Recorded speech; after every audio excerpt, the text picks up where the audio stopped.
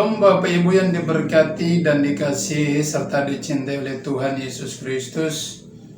Kembali jumpa lagi dengan saya Pendeta Yohanes dalam program kita bersama, yaitu Kamu Adalah Pahlawan.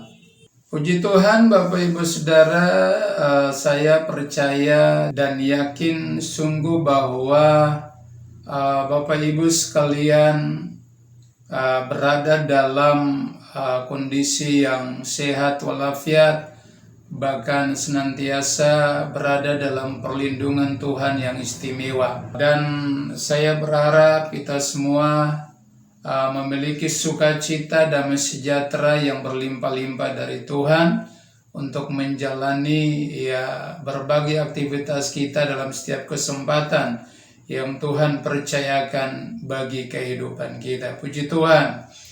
Pada kesempatan yang baik ini Bapak Ibu Saudara, saya akan menyampaikan pesan tegas dari Roh Kudus kepada para hamba-hamba Tuhan, para pelayan-pelayan Tuhan, khususnya kepada hamba-hamba Tuhan yang berada dalam posisi selalu memberitakan Injil, baik di desa-desa, baik di kota-kota kecil, kota besar, bahkan di setiap kesempatan yang Tuhan percayakan. Dan kemudian pesan yang berikut adalah pesan dari Roh Kudus yang begitu jelas ditujukan kepada para umat Tuhan, supaya harus memperhatikan apa yang harus dikerjakan untuk menyenangkan hati Tuhan. Untuk kita memahami dan mengetahui tentang isi pesan dari Roh Kudus, saudara, maka saya lebih berfokus kepada para pelayan-pelayan atau kepada para pemberita-pemberita Injil, baik dia itu penginjil, baik dia itu gembala, baik dia itu seorang guru, atau 5 jawatan yang dipakai oleh Tuhan untuk memberitakan, bahkan untuk membangun tubuh Kristus di tengah-tengah dunia ini.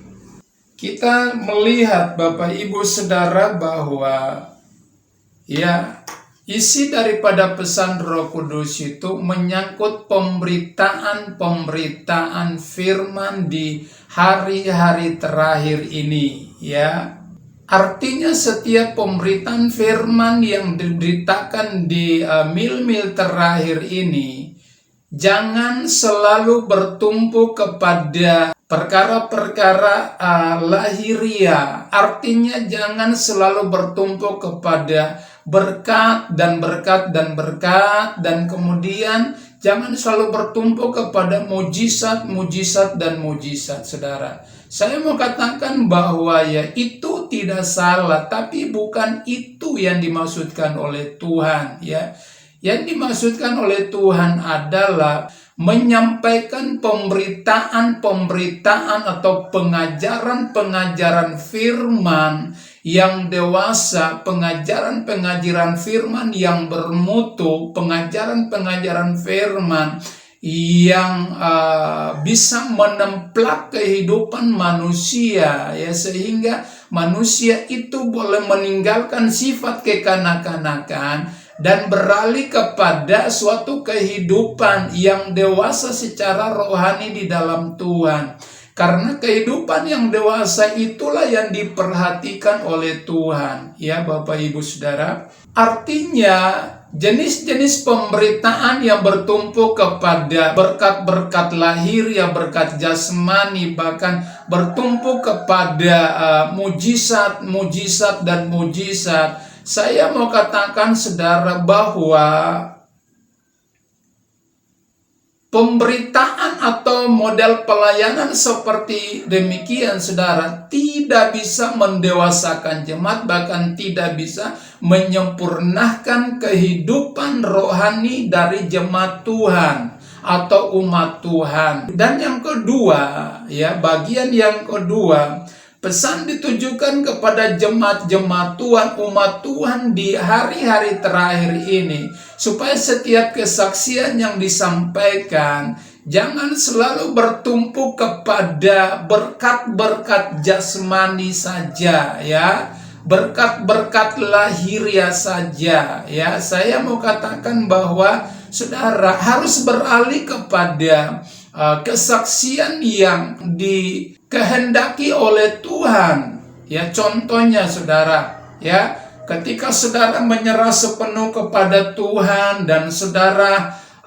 mengalami akan kuasa firman yang mengubahkan kehidupan saudara, mengubahkan karakter yang buruk, sifat yang jelek, diubahkan menjadi karakter yang baik, kehidupan yang baru dalam Tuhan, memiliki karakter Kristus yang tadinya tidak suka mengampuni, tapi setelah mengalami perjumpaan dan menyerah kepada firman, maka dengan sendirinya kerja kuasa Roh Kudus yang hebat mengubahkan karakter tabiat kita yang tidak baik menjadi baik. Nah, ini yang perlu disaksikan kepada orang, kasih Bapa, ya, yang telah diwujudkan lewat pribadi Yesus. Ya, itu yang perlu kita alami dalam kehidupan kita. Ketika kita berdosa, ketika banyak kesalahan, pemberontakan yang menghimpit kehidupan kita, dan ketika kita berjumpa dengan Tuhan, kita mengalami kelepasan dari Tuhan, kita mengalami pengampunan yang sempurna, yang sejati dari Tuhan. Itulah yang perlu kita saksikan kepada orang lain, karena dunia sedang membutuhkan kesaksian pengajaran yang benar, pengajaran yang dewasa, perubahan di dalam kehidupan ini. Saudara, dunia tidak bisa merubah kehidupan seseorang, ya, kecuali ketika dia datang merendahkan hati dan menyerah sepenuh kepada Tuhan. Baru kuasa Tuhan melalui kebesaran Roh Kudus-Nya dia bekerja dan mengubahkan karakter hidup kita yang najis menjadi baik, ya, karakter hidup kita yang jijik menjadi baik, kemudian karakter hidup kita yang kotor, yang berdosa menjadi kehidupan yang baik dan benar di hadapan Tuhan. Saudara, memang di dunia ini semua manusia tidak ada yang benar. Hanya satu pribadi yang benar, yaitu Yesus Kristus sendiri. Dia adalah pribadi yang benar, ya. Itu sebabnya saudara, ketika kita mengambil komitmen keputusan untuk kita mau berfilial kepada Yesus, maka Yesus dengan kuat kuasanya melalui perantaran Roh Kudus-Nya yang menghidupkan firman itu, sehingga ketika kita aminkan, kita percaya, kita punya keputusan, komitmen untuk hidup dalam kebenaran, maka firman itu dapat menyucikan, bahkan membenarkan kehidupan kita. Puji Tuhan, Bapak Ibu Saudaraku. Oleh sebab itu saya mengajak kita untuk kita membaca satu bagian firman Tuhan di dalam kitab Ibrani pasal yang ke-6 ayat yang pertama saja. Ya. Demikian bunyi firman Tuhan. Sebab itu marilah kita tinggalkan asas-asas pertama dari ajaran tentang Kristus dan beralih kepada perkembangannya yang penuh. Janganlah kita meletakkan lagi dasar pertobatan dari perbuatan-perbuatan yang sia-sia dan dasar kepercayaan kepada Allah, yaitu ayat yang kedua, ajaran tentang pelbagai pembaptisan, penumpangan tangan, kebangkitan orang mati, dan hukuman kekal. Dan kemudian ayat yang ketiga, dan itulah yang akan kita perbuat jika Allah mengizinkannya. Nah, saudara-saudaraku, dalam kitab Ibrani pasal yang ke-6 ayat 1 ini, ya, menjelaskan, ya, tentang bagaimana kita harus tinggalkan, ya, asas-asas pertama dari ajaran Kristus yang mula-mula ya, diberikan contoh yang begitu konkret ya, contoh yang begitu jelas, yaitu saudaraku ajaran tentang pelbagai pembaptisan ya. Sekarang kita lihat saudara ya, pengajaran tentang baptisan ya. Ada yang mempertahankan bahwa doktrin pengajaran baptisannya benar. Ada gereja ini mempertahankan doktrin pengajaran baptisan yang benar. Tapi saudara, ya dengan tegas dan jelas firman Tuhan berkata bahwa ya hanya satu baptisan saja, yaitu baptisan yang dikehendaki oleh Tuhan. Saya ingin katakan saudara bahwa gereja-gereja Tuhan di seluruh muka bumi ini saudara, ya ini menjalankan tentang 5 bentuk baptisan. Baptisan pertama adalah baptisan percik, kemudian baptisan kedua adalah baptisan selam, dan kemudian yang ketiga adalah baptis duduk, yang keempat adalah baptis muntah-muntah, dan yang kelima adalah baptis pakai bendera. Nah, di antara kelima bentuk baptisan ini ya kita harus mengkaji benar baptisan mana yang sesuai dengan pengajaran firman Allah ya, baptisan mana. Namun saya tidak bicara tentang baptisan di sini ya, saya tidak bicara tentang baptisan, tapi saya bicara tentang ya bagaimana kita harus ya meninggalkan ya secara perlahan-lahan meninggalkan tentang ajaran-ajaran ya dasar tentang Kristus ya. Yang pertama tadi berbagai pembaptisan, kemudian yang kedua ya penumpangan tangan ya, penumpangan tangan. Kita dalam setiap pelayanan tidak harus kita terus-menerus melakukan ya penumpangan tangan kepada orang. Ya, penumpangan tangan itu bukan satu rutinitas, tidak. Tapi penumpangan tangan itu terjadi apabila kita diperintahkan oleh Roh Kudus. Jadi bisa membedakan itu saudara. Ya, penumpangan tangan berdasarkan perasaan rekaan hati kita, keinginan kita sendiri, atau penumpangan tangan yang disuruh oleh Roh Kudus.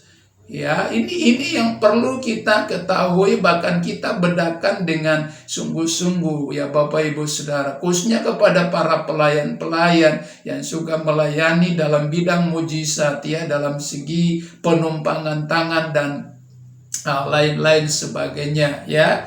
Ya, kemudian yang berikut itu dikatakan kebangkitan orang mati dan hukuman kekal. Jadi penumpangan tangan ini punya hubungan dengan mujizat saudara ya, dengan mujizat-mujizat yang dilakukan ya. Kita lihat salah satu contoh, banyak orang mengikuti Yesus dalam perjalanannya kemana saja Yesus pergi ya, bukan karena mereka punya tujuan supaya pengajaran dari Yesus itu ya disampaikan untuk mengubahkan hidup mereka, bukan. Tapi mereka mengikuti Yesus dalam perjalanannya itu hanya kepingin untuk ya mereka ya mengalami mujizat secara jasmani lahiriah, yaitu perut mereka diisi, mereka makan sampai kenyang, mereka disembuhkan dari sakit penyakit.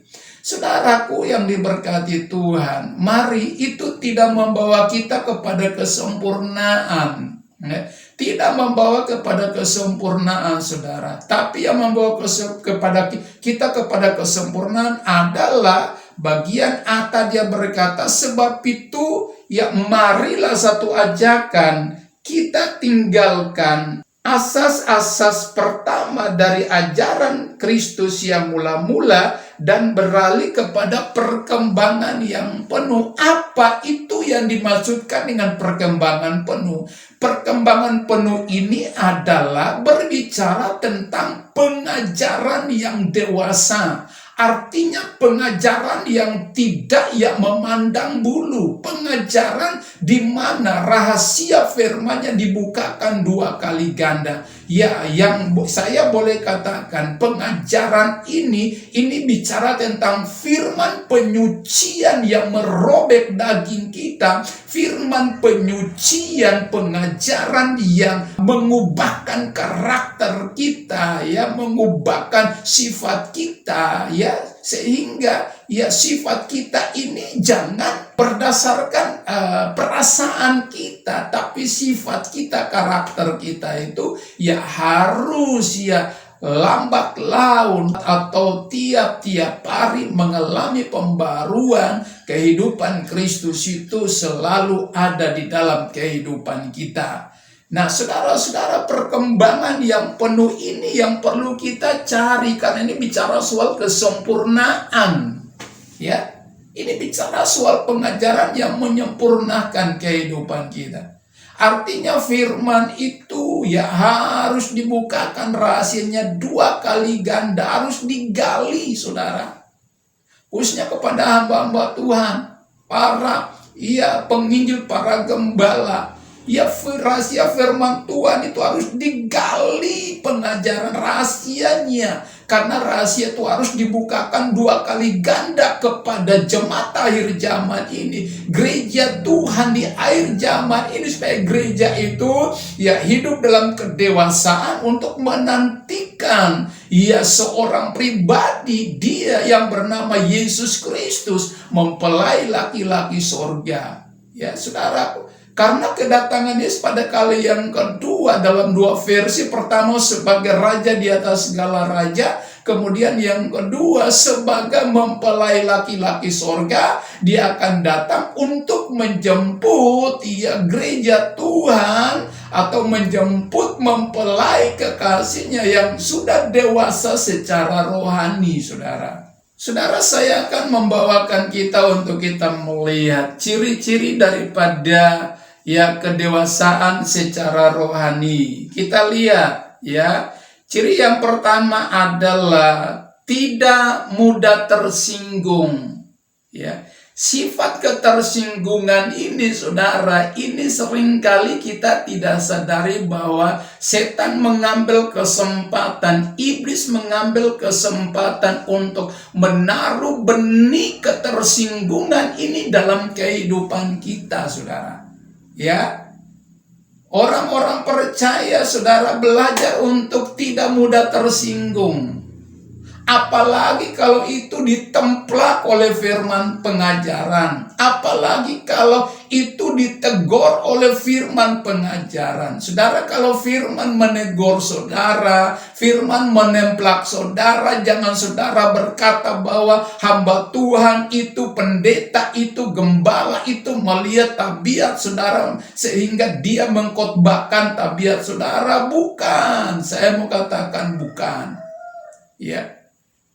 Firman yang disampaikan murni, tapi Roh Kudus itu menghidupkan firman-Nya. Roh Kudus itu dia adalah Allah yang maha tahu. Dia tahu kedalaman kehidupan kita. Walaupun kita sembunyikan dosa kita sedalam apapun, tapi Roh Kudus mampu untuk dia membukakan itu melalui kebenaran firman pengajarannya.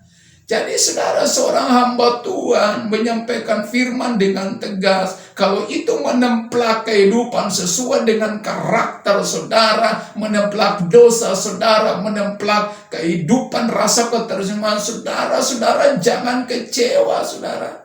Ya, saudara jangan menyalahkan hamba Tuhan.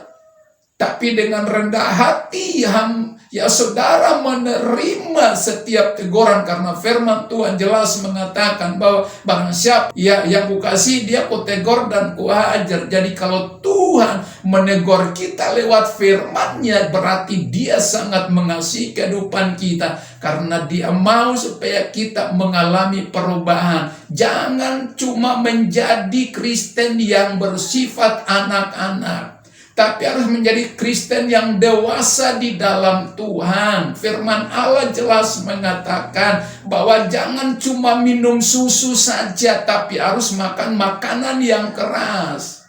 Artinya harus menerima firman sebagai makanan yang keras. Ya, Karena memakan makanan yang keras itu melatih pencernaan kita supaya pencernaan kita menjadi baik, saudara.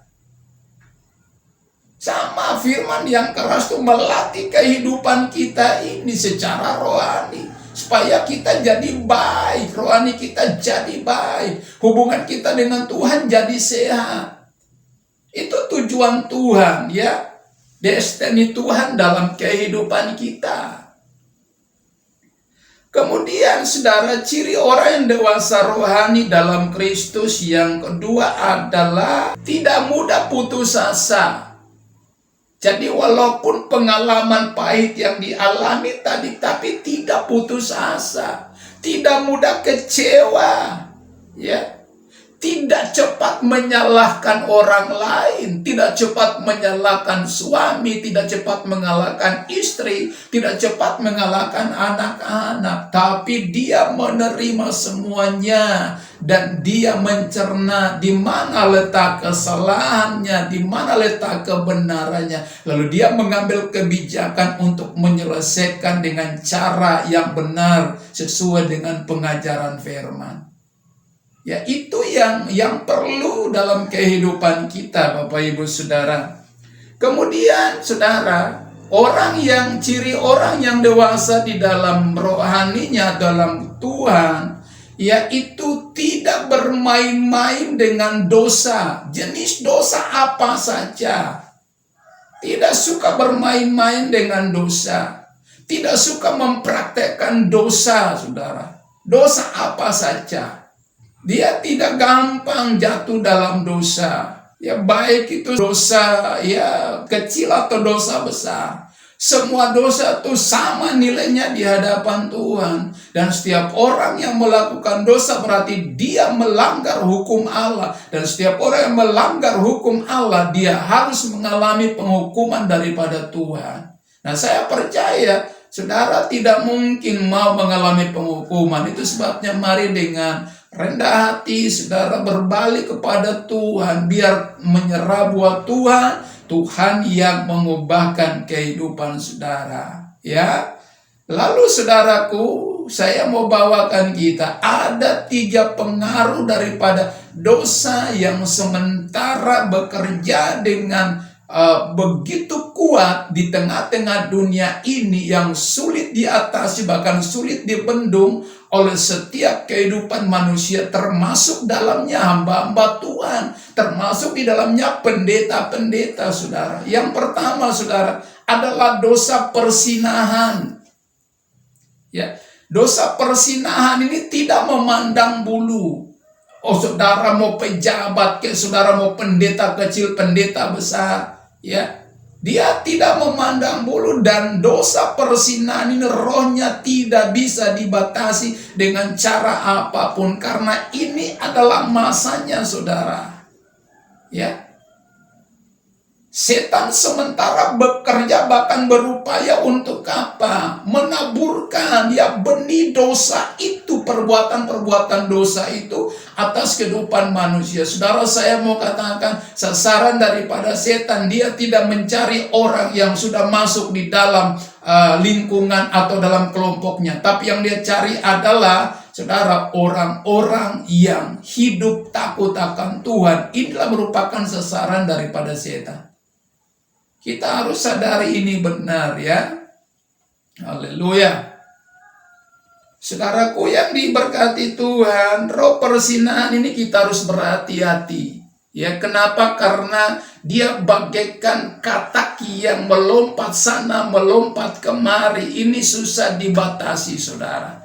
Karena ini merupakan keinginan daging, ya, yang tidak bisa dibatasi dengan cara apapun. Nasihat dunia, nasihat hikmat dunia tidak bisa ya membatasi roh persinahan yang ada di tengah-tengah dunia ini.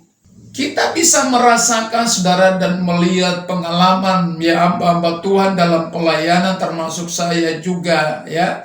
pengalaman dalam pelayanan, roh persinahan begitu cepat merambat ke dalam nikah-nikah orang-orang percaya. Saudara, saya mau katakan gereja setan ini sedang punya program berpuasa. Seluruh anggota gereja setan sedang berpuasa untuk apa? Menjatuhkan nikah-nikah orang Kristen. Satu hari 500.000 kepala keluarga, saudara. Tidak sedikit. Nah, itu sebabnya kita harus berhati-hati. Jangan kita main-main dengan dosa. Dosa persinahan ini, saudara, saya mau katakan, ini merupakan dosa yang paling menyakiti hati Tuhan. Ya, jadi perhatikan baik, yang suka selingkuh lebih baik berhenti. Kalau saudara tidak berhenti, Tuhan akan mengambil satu tindakan yang begitu keras dan saudara akan mengalami kesulitan.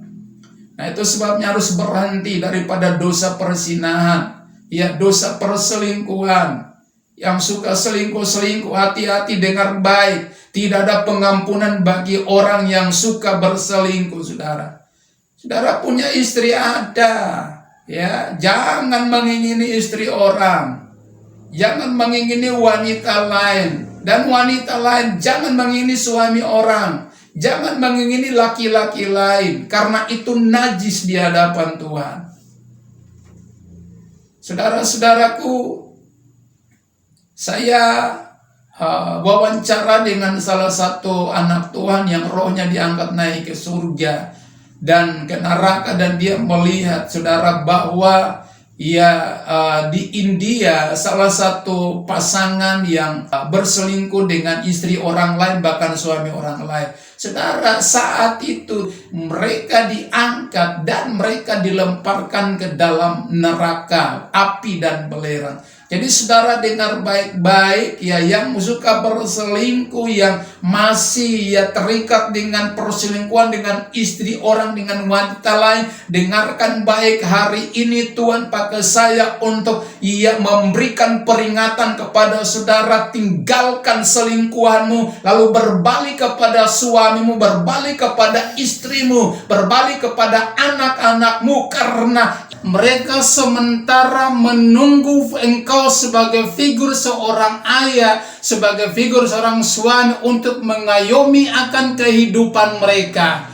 memberikan penghidupan secara lahiriah kepada mereka. Mereka sementara membutuhkan kehadiranmu. Kemudian Bapak Ibu Saudaraku yang diberkati Tuhan, kita melihat roh yang kedua yang sedang bekerja, yang sulit dibendung atau diatasi adalah roh korupsi. Roh korupsi ini sementara merajalela di dalam dunia ini. Roh korupsi ini tidak memandang bulu. Dia bekerja di instansi pemerintah, dia bekerja di instansi-instansi swasta dan lain-lain sebagainya, saudara. Bahkan sampai ke dalam rumah tangga pun roh korupsi ini pun ada. Dalam gereja-gereja Tuhan pun ada roh korupsi di dalamnya. Dan saya mau katakan Bapak Ibu Saudara bahwa orang yang melakukan korupsi, kita lihat contoh seperti para pejabat-pejabat pemerintah.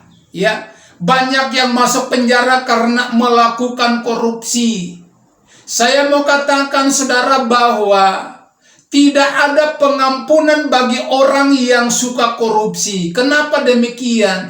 Karena mencuri hak daripada orang lain. Dan orang yang mencuri hak daripada orang lain tidak mendapat pengampunan. Saudara, kita lihat bahwa orang yang melakukan korupsi, dia harus mengalami dua hukuman. Yang pertama adalah hukuman dari dunia, hukuman dari pemerintah. Dia masuk penjara, disiksa di dalam penjara, menderita di dalam penjara. Namun saudara, penjara dunia satu ketika akan bebas. Tapi ada satu penjara yang sulit untuk ya kita bisa bebas adalah ya penjara ketika engkau masuk di dalam neraka. Dan saya mau katakan bagi saudara-saudara sekalian bahwa ya orang yang korupsi adalah orang yang memiliki mentalitas yang tidak tahu malu. Mereka memiliki mentalitas yang bobrok. Ya, orang yang suka korupsi adalah memiliki mentalitas yang rusak dan hancur. Nah, kita lihat saudara, satu kisah yang sangat menarik, yaitu kisah daripada Ananias dan Safira dalam kitab Kisah Para Rasul pasal yang kelima. Ya, diceritakan di sana bahwa ketika Ananias dan Safira sepakat untuk mereka menjual tanah mereka, saudara, dan hasil penjualan tanah itu seharusnya mereka harus menyerahkan semuanya ke kaki rasul-rasul, namun mereka sepakat untuk mereka ya berdusta dan mereka hanya membawa sebagian kecil dan meletakkannya di bawah kaki rasul-rasul, khususnya kepada Petrus. Dan saudara, Petrus yang penuh dengan Roh Kudus, Petrus yang penuh dengan urapan, dia memahami, dia mengetahui bahwa ya Ananias dan Safira mereka sepakat untuk mereka mendustai Roh Kudus, dan akibatnya apa terjadi Bapak Ibu? Ya, mereka mengalami kematian, saudara. Pada saat itu juga mereka suami istri mengalami kematian. Dan saudara, saya lewat kesempatan ini saya ingin katakan, jangan kita ya bersepakat, jangan kita sehati untuk mendustai akan Tuhan atau mendustai pribadi Roh Kudus, karena itu akan membawa akibat yang fatal di dalam kehidupan kita. Saudara-saudaraku yang diberkati oleh Tuhan, ya jadi mari ya jangan kita coba-coba untuk mengambil bagian dalam pekerjaan ini atau roh ini, karena ini akan membuat kita mengalami satu kerugian yang besar ya di dalam kehidupan kita, mengalami penghukuman daripada Tuhan. Nah, puji nama Tuhan, saudara. Dan kemudian yang ketiga, ya, roh yang sulit dibendung di tengah-tengah dunia ini, yaitu roh makan minum. Firman Allah berkata bahwa zaman Nuh akan kembali lagi kepada zaman kita sekarang. Dan zaman Nuh itu sementara ya terlaksana atau sementara tergenapi di zaman kita sekarang ini. Orang yang lebih cenderung untuk meningkat dalam hawa nafsu makan minum. Jadi saudara-saudaraku, akibat dari makan minum ini, saudara, bisa terjadi konflik antara suami dan istri. Kalau istri tidak menyediakan makanan dengan baik, yang menjadi korban adalah istri, anak-anak, orang-orang seisi rumahnya. Jadi saudara-saudaraku yang diberkati Tuhan, mari kita harus berhati-hati ya dengan kondisi saat-saat sekarang ini. Jangan meningkat dalam hawa nafsu makan minum, saudara. Ya, tapi belajar untuk banyak berpuasa kepada Tuhan. Karena nanti datang masanya, saudara, dunia akan mengalami resesi, dunia akan mengalami kesulitan, ekonomi dunia akan mengalami kegoncangan, keuangan dunia tidak akan stabil, saudara. Dunia akan mengalami kelaparan yang besar. Karena itu telah dinubuatkan oleh Tuhan Yesus sendiri. Oleh sebab itu mari saudara, ya jangan biasakan dirimu untuk meningkat di dalam hawa nafsu makan dan minum, tapi belajar untuk banyak berpuasa supaya datang masa paceklik nanti saudara sudah terbiasa, saudara tidak mudah untuk menyangkal nama Tuhan karena perut ini, saudara. Jadi Bapak Ibu saudaraku yang diberkati Tuhan, ya, pesan dari Roh Kudus ini kita harus perhatikan dan camkan baik-baik, ya. Kalau engkau rendah hati untuk menerima akan pesan ini, saya mau berkata bahwa ya Anda pasti diberkati oleh Tuhan. Kehidupan rohani saudara pasti bertumbuh sehat di hadapan Tuhan. Tapi kalau Anda tutupkan hati untuk menerima teguran dari Tuhan, saya ingin katakan engkau tidak akan berhasil dalam kehidupanmu. apalagi saudara untuk mencapai kesempurnaan itu akan tertutup bagi kehidupan saudara. Mari relakan hatimu berdasarkan kitab Wahyu pasal yang ketiga 19.